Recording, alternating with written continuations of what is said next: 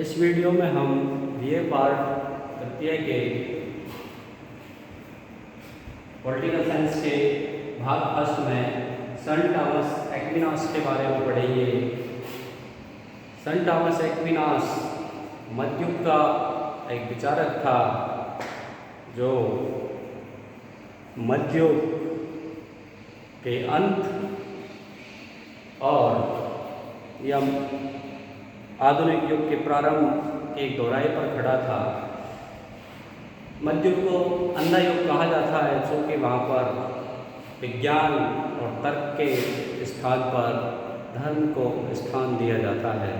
धर्म ही राजनीति और अन्य सामाजिक संस्थाओं के संचालन में प्रमुख भूमिका अदा करता है।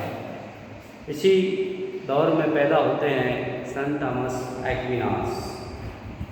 एक्विनास के जो विचार हैं वो प्राचीन यूनानी विचारक अरस्तु से प्रभावित हैं और अरस्तु के विचार जो वैज्ञानिक और तार्किक है उनको मध्ययुग के धार्मिक युग की परिस्थितियों के अनुकूल उनकी व्याख्या करके और सर्वग्राह्य बनाने का प्रयास सेंट थॉमस एक्विनास ने किया। इनका जन्म 1225 ईस्वी में और मृत्यु 1275 ईस्वी में दर्शाई गई है इतिहास में। और इनके कुछ ग्रंथ हैं जिनमें सबसे फेमस जो ग्रंथ है वह है सुम्मा थियोलॉजिका। अन्य ग्रंथ भी इनके हैं जिनमें commentary on politics of Aristotle, the rule of princes, Summa Contra Gentiles, इस प्रकार के 4 ग्रंथ हैं जिनमें उनके राजनीतिक और धार्मिक और अन्य प्रकार के विचार हैं वो लिपिबद्ध। एक्विनास को एक नम्र पोपवादी कहा जाता है, अर्थात धर्म और राजनीति का जो कुशल समन्वय है, धर्म की जो मान्यता है तत्कालीन समय की उनको ग्राह्य बनाते हुए, उनको मान्य करते हुए उनमें इस प्रकार का परिमार्जन प्रस्तुत करता है जिससे पोप नामक संस्था है वो राज्य से समन्वय करके चल सके या पोप नामक जो संस्था है वो ज़्यादा बदनाम नहीं हो, उसका आदर्श रूप बना। एक्विनास संपत्ति को धर्म के अधिकार में रखने का समर्थक था, यद्यपि वह व्यक्तिगत संपत्ति का भी समर्थन अरस्तु के समान था। कानून के संबंध में उसके विचार महत्वपूर्ण हैं। कानून के संबंध में जो विचार है वो यूनानी दर्शन और रोमन दर्शन का समन्वय एक्विनास में दिखाई देता है। यूनानी दर्शन में,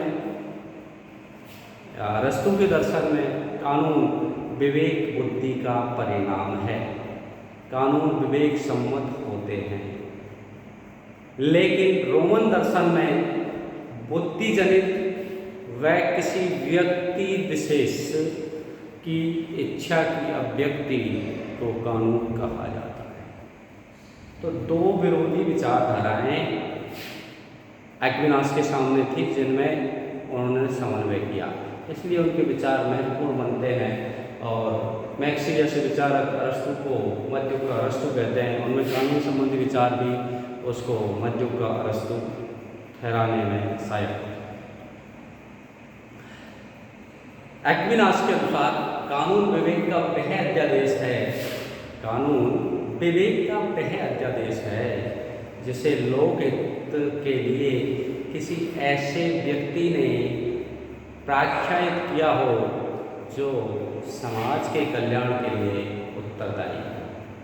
इस प्रकार एक्विनास ने कानून को विवेक की अभिव्यक्ति के साथ साथ उसे अभिव्यक्त करने या उसको स्थापित करने का अधिकार किसी व्यक्ति यानी सम्राट और समाज कल्याण की भावना का उनमें समन्वय किया। अरस्तु ने जो कानून की व्याख्या की है तार्किक रूप में, वो धार्मिक रूप में मिलाते हुए एक्विनास ने उसको स्थापित किया है। इसके लिए उसने कानून के 4 प्रकार बतलाए हैं। पहला शाश्वत कानून, दूसरा प्राकृतिक कानून, तीसरा दैवी कानून और चौथा मानवीय कानून, इटरनल लॉ।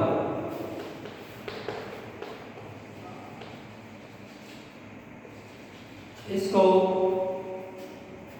एक्विनास के अनुसार समस्त सृष्टि, देव, मानव, पशु, जड़ पदार्थ शाश्वत कानून के अधीन है। ये सर्वोच्च विवेक की प्रतीक स्वरूप है, मनुष्य की समझ से बाहर। मनुष्य सीमित बुद्धि के कारण शाश्वत कानूनों को स्पष्ट रूप से नहीं समझ पाता। अतः प्राकृतिक कानून के रूप में ईश्वर मनुष्य को शाश्वत कानून का आभास करा देता है। यानी शाश्वत विवेक पर आधारित कानून होने के कारण ये सर्वोच्च जो कानून है, शाश्वत कानून, ये मानव की सीमित बुद्धियों से जान नहीं सकती। इसके लिए उसे प्राकृतिक कानून की व्याख्या करनी पड़ी या स्थापित करना पड़ा। दूसरा जो कानून है नेचुरल लॉ। नेचुरल लॉ को एक्विनास है वो स्थापित करते हुए कहता है कि ये सृष्टि के प्राणियों में दैवी बुद्धि का प्रतिबिंब है। ये अधिक बोधगम्य, स्पष्ट होते हैं। ये अपरिवर्तनीय होने के साथ साथ आवश्यक भी होते हैं। ये विधि मनुष्य की प्रवृत्ति को व्यापकतम आधार प्रदान करती है। आत्मा की प्रवृत्ति, आत्मरक्षा की प्रवृत्ति, सत्यबोध, बुद्धि का विकास, संतान की इच्छा, विवाह, शांति की इच्छा आदि जो बातें हैं वो प्राकृतिक कानून से संबंध एक्विनास बताता है। कानूनों की जो तीसरी श्रेणी है वह बताता है एक्विनास डिवाइन।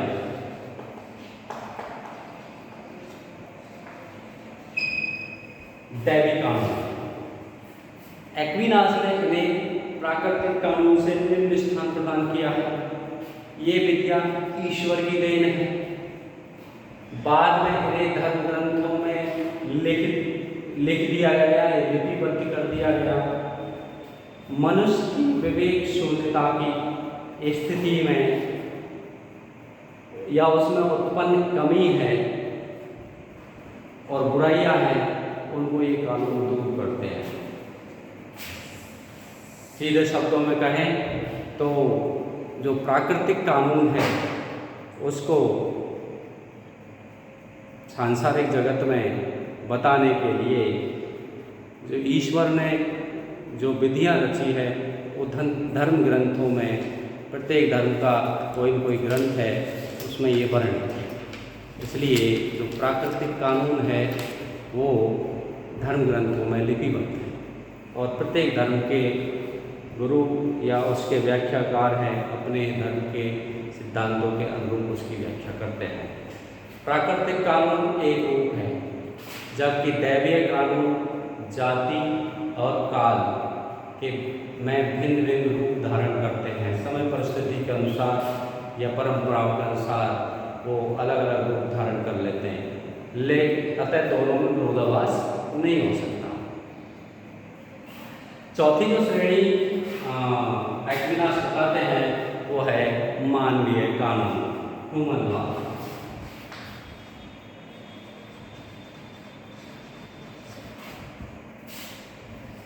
एक्विनास के अनुसार शाश्वत कानून का यह अंश मात्र है जो विधि विशेष के रूप में मनुष्यों के लिए है। वह मानवीय कानून है मानवीय कानूनों का स्रोत प्राकृतिक विधि है। मानवीय कानून मानवीय बुद्धि द्वारा प्राकृतिक कानूनों के सिद्धांत का विशिष्ट लौकिक स्थितियों में प्रयोग। जब प्राकृतिक विधियां समाज में व्यापक रूप से प्रचलित हो जाती है और वे परंपरा का रूप धारण कर लेती है तो राज्य उन्हें बाध्यकारी रूप से लागू करता है। लेकिन ये कानून प्राकृतिक विधि के अनुकूल होने चाहिए और विवेक सम्मत भी होने चाहिए, साथ ही वह समाज कल्याण की भावना से प्रेरित होने चाहिए। इस प्रकार एक्विनास है वो कानूनों का चार वर्गीकरण करता है। सबसे टॉप पर वो शासक कानून को रखता है, उसकी अभिव्यक्ति प्राकृतिक कानून में बतलाता है, लेकिन दैवीय ग्रंथों में उसको लिपिबद्ध करने का वो मानदंड स्थापित करता है और मानवीय जीवन में उसको स्थायी रूप से लागू करने का दायित्व है वो राज्य नामक संस्था पर दे देता है। इस प्रकार एक्विनास कानून के जो चार प्रकार हैं उनके माध्यम से मध्य युग और अरस्तु के विचारों में समन्वय करता हुआ दिखाई देता है। मानवीय कानून को दो प्रकार के बतलाता है। एक है राष्ट्रों का कानून, राष्ट्रों का कानून। दूसरा है मानवीय नागरिकों का कानून।